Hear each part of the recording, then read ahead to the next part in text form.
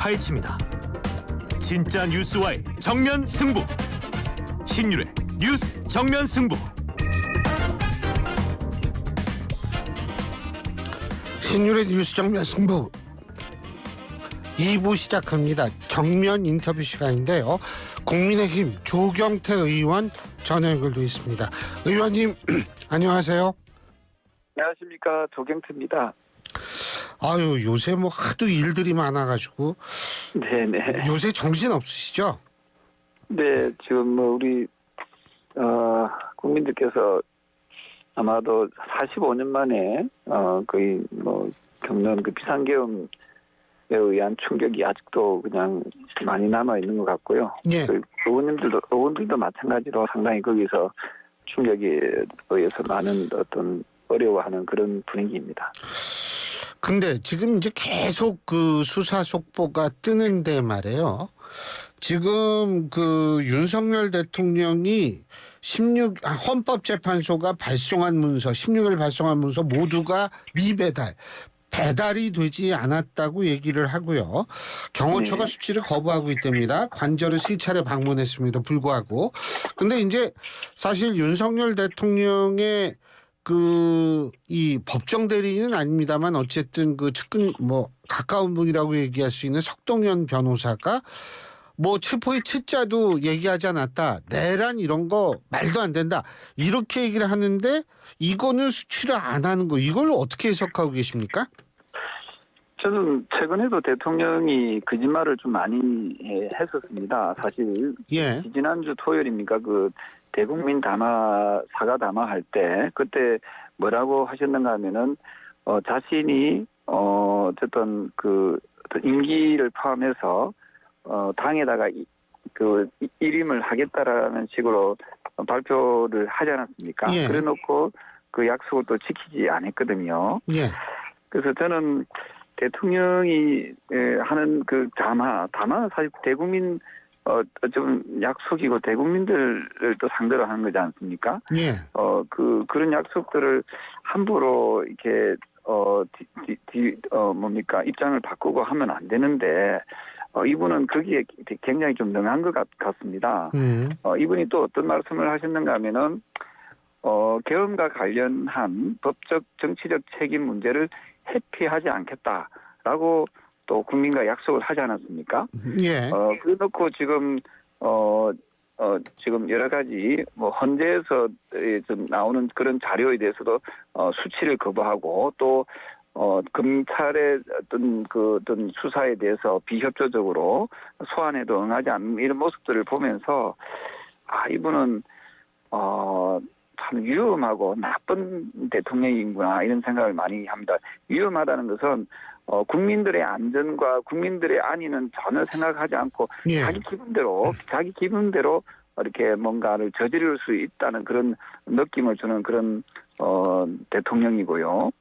그리고 자기 약속을 지키지 않는 국민과의 약속을 아주 지키지 않는 그런 아주 나쁜 대통령이다. 저는 그렇게 보고 있습니다.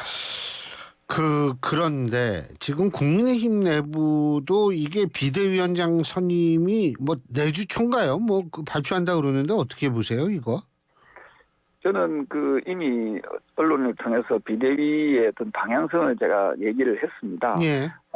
비대위가 구성이 되면은 첫 번째 해야 될 것이 천막 당사의 정신으로 돌아가서 국민들께 석고 대제를 해야 된다라고 이야기를 했고요. 그리고 비대위가 해야 될 제일 첫 번째 과제는 윤석열 대통령과 우리 당을 분리하는 그런 작업을 하루 빨리 착수해야 된다라고 이야기했는데 거기에 적합한 비대위가 구성되기를 바랍니다. 일각에서는 권성동 원내대표가 겸임을 한다, 이런 얘기도 나오는 모양인데요. 아마도 권성동 원내대표가 겸임을 해서라도 지금 이 난국을 극복할 수 있다면 참 좋겠습니다만은 제가 방금 말씀드렸던 과연 대통령과의 그 관계를 어떻게 단절시키고 대통령과 어떻게 분리시킬 수 있겠느냐는 부분에서 과연 그 역할을 하실 수 있을지 저는 만약 그런 역할을 한다면은 뭐 겸직도 가능하겠습니다만 어쨌든 우리 당이 비상계엄을 옹호하는 정당의 이미지를 가지고 가면은 아마도 대선은 물론이고 각종 선거에서 참패할 가능성이 매우 높다. 저는 그렇게 봅니다. 지금 관계 단절이라고 말씀하셨는데 사실 국민의힘 내부에서 지금 나오는 대부분의 이 목소리들이 친윤 쪽 아니냐 이런 얘기가 나오거든요. 그렇습니다. 저는 친윤 의원들이나 지금 그 방송을 듣고 계시는 극보수 쪽에 있는 분들에게 이 말씀은 꼭 드리고 싶습니다. 비상계엄이라는 것은 선진 국가에서는 선포하지 않는 어찌 보면 정세가 아주 불안정한 그런 국가에서 많이 사용하고 있는 행위입니다. 2000년도에 들어와서 비상계엄을 한 국가가 네 나라가 있습니다. 그 중에 가장 최근에 했던 나라가 2021년도에 미얀마였거든요. 예. 미얀마, 태국, 필리핀, 이집트 이 네 나라가 2000년도에 들어와서 비상계엄을 한 나라입니다. 예. 이 나라들의 공통점은 뭐냐면요. 1인당 GDP가 1,100불에서 6,000불이 안 되는 개발도상국 또는 후진국가이지요. 예. 그래서 우리 대한민국이 올해 36,000불, 1인당 GDP 36,000불 이것은 우리 국민들, 시민들의 피땀으로 이루어낸 성과이거든요. 선진 대한민국의 정말 그 치욕스러운 어떤 정치 행태로 만들어낸 국격을 아주 떨어뜨린 비상계엄을 만든 대통령을 과연 용서할 수 있을지에 대해서 저는 묻고 싶습니다. 근데요, 오늘 나온 전국 지표조사 NBS라고 있지 않습니까? 엠브레인 퍼블릭, 케이스대 리서치, 코리아 리서치, 한국 리서치가 12월 16일부터 18일까지 전국 18세 이상 남녀 1,002명을 대상으로 전화 면접 조사한 거예요. 자세한 내용은 중앙선거 여론조사 심의위원회 홈페이지를 참조하시면 되는 여론조사를 보면 국민의힘 지지율이 생각보다 덜 떨어지더라고요. 그러니까 지금 여기에서 이 여론조사에서 국민의힘 지지율이 26%가 나왔거든요. 더불어민주당 39%. 그리고 윤 대통령 지지율도 16%가 나왔고요. 그런데 탄핵이 잘된 결정이다라고 얘기한 것도 78%가 나왔습니다. 자, 이런 상황을 조경태 의원님은 어떻게 바라보고 계십니까? 저는 우리 당의 26%는 그래도 비상계엄을 해제시키기 위해서 최선을 다했던 한동훈 대표와 18명의 국회의원이 있지 않습니까? 예. 그리고 이번에 또 탄핵을 위해서 또 앞장섰던 저를 비롯해서 예. 또 12분이 또 있지 않습니까? 예. 저는 거기에 그나마 국민들이 희망을 줬다 이렇게 보고 있고요. 예. 그리고 탄핵의 78%가 탄핵에 찬성했다는 거, 이 수치에 저는 주목해야 된다 보고 있거든요. 예. 이 수치에 보면은 중도층에서도 아주 많은 숫자가 아마 탄핵에 찬성을 했을 겁니다. 따라서 제가 말씀드렸던 대로 예. 비상계엄이 분명히 잘못되었다는 것을 저는 국민들이 인식을 했다라고 저는 그렇게 판단하기 때문에 예. 우리는 이 부분에 대해서 국민의힘은 보다 더 단호하게 대통령과의 좀 관계 부분에서 저는 분리할 필요가 있다. 저는 그렇게 보고 있는 거죠. 그러니까 국민의힘이 지금 26%가 나오게 된 것은 탄핵에 찬성한 국민의힘 의원들 그리고 그 이전에 계엄 해제에 또 이 역할한 의원들 이런 의원들 덕분에 26%가 나온다. 이렇게 이해를 하면 되겠네요. 그죠? 그리고 반면에 민주당은 그 이재명 더불어민주당 대표가 또 이분 또 범죄적인 그런 부분에서 아주 짙은 분이지 않습니까? 사실 지난 대선 때도 보면은 그 더불어민주당 후보인 이재명 후보에게 기회를 줘서는 안 된다라 해가지고 어찌 보면은 우리 후보가 그때 대통령 당선되거나 다름없거든요. 그래서 저는 우리 당이 좀 더 이런 부분을 환골탈태해서 좀 자신감 있게 예. 우리가 좀 좋은 후보를 내면은 예. 저희들은 또 좀 성산이 있다 이래 보고 있습니다. 예. 그런데 이 기회를 국민들은 우리 당에게 기회를 주려고 하고 있는데 이 기회를 놓쳐서는 안 된다. 그래서 우리 당을 비상계엄에 대해서 처절한 반성을 하고 그 토대 위에 우리 당을 새로 세운다면은 저는 우리 당이 희망이 있다 저는 그래 봅니다. 예. 자, 그 한동훈 전 대표는 앞으로 정책 미래가 어떨 거라고 보십니까? 지금 아마 속속들이 대통령에 대한 여러 가지 부분이 그 내란죄에 대한 수사도 계속 진행이 될 거고 그리고 또 헌재에서 판결이 또 남아 있지 않겠습니까? 예. 거기서 어떤 결론이 나올지는 모르지만은 저는 한동훈 대표의 그 정치적 결단 판단이 저는 옳았다라고 보고 있거든요. 예. 저는 그런 사항들이 계속 전개된다면 한동훈 대표에 대해서도 어느 정도 좀 기대할 수 있는 부분이 발생하지 않을까 저는 그렇게 봅니다. 예. 그러니까 시간이 조금 흐르면 한동훈 대표에게 다시 기회가 올 것이다. 이렇게 보시는 걸로 이해를 하면 되겠네요. 그죠? 네네. 예. 그리고 또 한 가지는 지금 그 명태균 씨 그 뭐 황금폰인가 뭐 그거 있지 않습니까? 그 네. 문제도 있고 뭐 건진 법상가 한 사람의 또 법사폰도 있고 예? 이 부분은 어떻게 보세요? 이거 국민의힘 내부의 역학구도에 일정 부분 영향을 미칠 수 있을까요? 어떻게 보십니까? 네, 전 이미 그 어떤 여러 가지 설들이 많이 나와 있고요. 예. 이 부분에 대해서 이제 어떤 그 수사가 계속 진행을 하고 또 그 내용에 대해서 황금폰이든 건진법사폰이든 이게서 어떤 정치인들하고의 여러 가지 부분들이 나온다면은 충분히 여러 가지 변수들도 저는 작용할 수 있지 않을까 이렇게 보고 있고요. 저는 이런 부분에 대해서도 하루 빨리 저는 그 수사가 진행됨으로써 진실이 밝혀지길 바랍니다. 그리고 지금 그 한덕수 대통령 권한 대행이 오늘 6개 법안에 대해서 거부권을 행사했는데 자 그러면 이제 앞으로 남은 게 김건희 여사 특검법하고 내란 특검법 2개가 남았는데요. 이 두 가지에 대해서도 거부권을 행사할 거라고 보십니까? 어떻게 보십니까?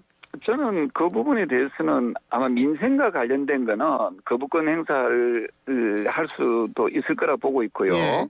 근데 이 특검과 관련돼서는 저는 이제는 대통령이 지금 탄핵소추가 가결된 마당에 예. 아마도 이런 것까지 아마 권한 대행이 이걸 거부권 행사를 할 수 있을지에 대해서는 약간 부담스러움이 좀 있지 않겠나 그렇게 보고 있습니다. 그래서 다시 말씀드려서 국민 경제와 관련된 부분하고 이 정치적인 사안 부분은 아마 구분을 내서 거부권 행사를 할 가능성도 있다 저는 그렇게 봅니다. 그 만일 말이에요. 지금 민주당이 그런 얘기가 온폰지 아닌지 모르겠는데 한덕수 이 대통령 권한대행 탄핵 얘기가 나오고 있습니다. 이건 어떻게 보십니까? 저는 그 더불어민주당이 절대 다수당을 가지고 지나치게 정치적 어떤 그 행위를 하게 되면은 저는 역풍이 불 수도 있다 이렇게 보고 있거든요. 예. 물론 우리 당이 비상계엄이라는 그런 거로 인해서 상당한 타격을 입고 있지만 국민들은 굉장히 현명하시거든요. 예. 민주당이 지금 이 혼란기에 자신들의 이익을 위해서 자신들의 정치적 목적을 달성하기 위해서 하는 이기적인 정당이라는 그런 이미지가 계속해서 이어진다면은 본인들한테는 썩 좋은 그런 신호는 아닐 것이다 이렇게 보고 있고요. 그래서 우리 당이 먼저 잘못된 부분에 대해서는 빨리 털고 가자는 것이 제 이야기거든요. 우리 당이 잘못하고 있는 것은 깨끗이 시인하고 국민의힘이 거듭난다면 저는 차기 대선에서도 희망을 가질 수 있다 이렇게 보는 겁니다. 그런데 그 윤석열 대통령 지금 속보 뜬 거 보니까 안보 우려에 대해서 아주 걱정을 많이 한다 뭐 이런 속보가 떴는데 말이에요. 그건 어떻게 보세요? 윤석열 대통령이 안보 우려를 할 자격이 없다 이래 봅니다. 이분 때문에 지금 우리가 얼마나 이 국정이 혼란스럽고 예. 또 안보 위기가 초래가 됐습니까? 저는 지금 한덕수 대통령 대행이 저는 이 우리나라의 안보 문제 그리고 경제 문제를 위해서 불철주야 저는 노력하고 있다 이렇게 보고 있거든요. 예. 이미 저는 국군 통수권자로서의 저는 지금 지금 현 대통령이 지금 이미 탄핵 소추가 권한이 없죠. 예. 네네 저는 그 부분에 대해서 저는 그 이제 새로운 리더십이 좀 필요한 시점에 오지 않았나 저는 그래 봅니다. 그러니까 걱정 말고 한덕수 총리가 잘하고 있으니까 그런 걱정할 필요가 없다 이런 말씀이신 것 같은데, 네, 그렇죠? 그렇습니다. 네네. 근데 이 사실 조경태 의원님은 대한민국 최고의 다선 의원이십니다. 6선이시잖아요. 그러니까 이게 선거를 엄청 많이 치러 보신 거 아니겠습니까, 그죠? 근데 네. 이 부정선거 얘기는 어떻게 보고 계세요? 오늘 김두관 전 의원께서도 잠깐 거기에 그래서 관련 언급을 하셨는데 어떻게 보십니까? 이게 어찌 보면 내노남불식의 해석이라 이렇게 보고 있거든요.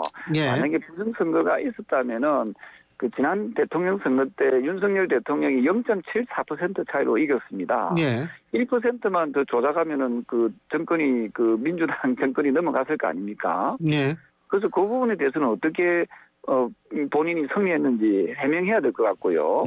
또한 그 다음에 치러진 그 지방선거에서 서울을 비롯해서 많은 지역에서 승리했거든요. 예. 지금 서울도 보면은 시의원들이 3분의 2 이상이 국민의힘이고요. 또 기초단체장도 많은 숫자가 국민의힘이거든요. 그렇죠. 예, 예. 그럼 그 부정선거를 했는데 어떻게 이분들이 당선이 될 수 있겠습니까? 저는 국민들의 어떤 심판은 굉장히 매섭다고 생각합니다. 우리가 잘못했기 때문에 선거에서 패배한 거지. 우리가 잘했으면은 선거에서 패배할 이유가 없거든요. 그래서 본인들의 잘못에 의해서 선거에 패배한 것을 부정선거라는 이름으로 그것을 자꾸 덮으려고 하는 아주 불순한 세력들은 저는 민주주의의 어떤 민주주의 사회에 저는 일원이 될 자격이 있는지 저는 의심스럽습니다. 근데 뭐 국정원도 선관위의 부정선거가 없었다라는 입장을 오늘 다시 국회에 얘기를 한 것으로 알려지고 있는데, 근데요 대통령이 왜 여기 이렇게 꽂혔는지 모르겠어요. 아마도 그 주변에 그 유튜브를 좀 많이 보고 있지 않은가 그런 뭐 말씀들을 하시는데요. 예. 저는 이 정말 그 대통령으로서의 어떤 그 자질 문제가 이게 드러나지 않습니까? 이런 그 일부 유튜브의 주장대로 그냥 이렇게 막 지르는 것도 이런 것 때문에 또 비상계엄을 했다는 게 말이 되겠습니까?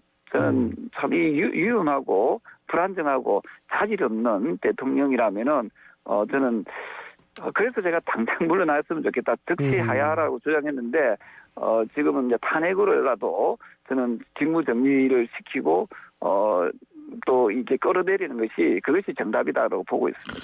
조 의원님은 유튜브 안 보세요?